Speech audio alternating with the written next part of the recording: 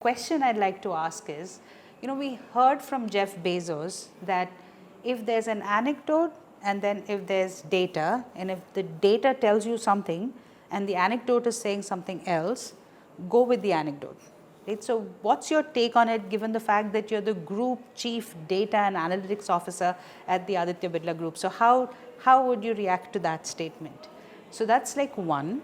And then the second part of that question is, we come across lots of extremely talented people who can massage the data, work with the data, analyze it, and come up with inferences.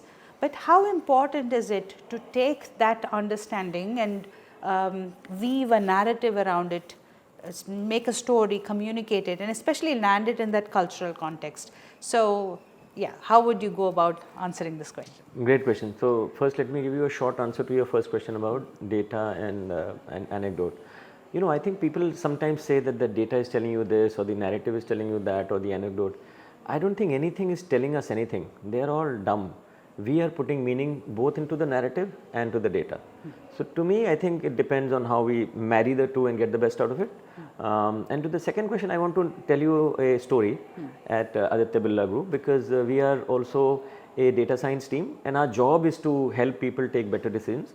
And we have been doing it for a while. And when we said that, what is the framework, what is the approach that we are all following? Because we do a few things and then we reflect and say, is there a picture there which we can all intentionally then follow? Just like long ago, I used to be a Six Sigma person, and we has to have an approach called DMAKE, define, measure, analyze, control. So everyone would do the same thing. That was the method to drive Six Sigma. So we said, what is the best method to drive database decision making, which is what I think all of us are doing. So I think when we looked at our past, what we were doing, we actually figured out a pattern, and that pattern actually we call it the 3W framework. There are 3 layers to it: ways of thinking, ways of working, and ways of doing. It's almost like the why, how, what. And people familiar with Simon Sinek will remember the golden circle, where why is in the middle and how and the what. So to us, this database decision making framework of 3W, the ways of doing part is the science and the technology, which is data science, data engineering, data architecture. This is what we train people for, the hard skills. The why is really the strategy and what is it that data can solve for you, the innovation, the AI maturity, some of the stuff related to the why. And the how is how do you sustain? So this is to do with talent, funding, ecosystem partnership, adoption and scaling, right? So we have figured out these 10 boxes, and we call them these 10 muscles. And we tell people, this ways of doing is just a full stack person, but you have to become a full stack human being. A full stack developer is not enough. And the full stack human being has science here, commerce here, and humanities here. So you've got to integrate humanities, commerce and science, while our education system forced us to sort of take them apart, right? I use the example also of my being a marathon runner. So I said, if you think about my run, my mind, which is the top part, is thinking, I got to run the Bombay Marathon. My ways of working is really about my cardio, which has the capacity to run 42 kilometers. And only my doing, which is my running speed, is you can see on Strava to say, how much did I run and how fast did I run? But frankly, what you see is just a outcome of my thought and my preparation. So I think what we have finally figured out, that in making your team your own self or your company data driven, you got to integrate the why, how and what. As an individual, you have to become a full stack human being. As an organization, you have to become a full stack organization and integrate all 3.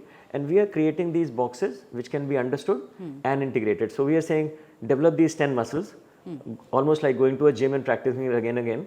The bottom 3 muscles are known to all. They all go to computer science and all of theirs, and they can learn it from YouTube. So that doing part is the easy part. How do you integrate the thinking part, saying, what's the strategy? What can AI do for me? That is the creativity.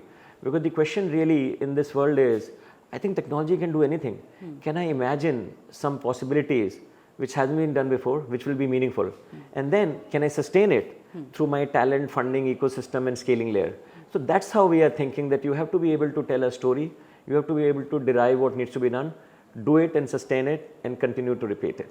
Oh, that's fantastic. And you know what, your answer reminded me, so I will not ever forget this full stack human being. So in my past and in my career, we've always talked about becoming a full stack developer, right? But I really like this full stack human being.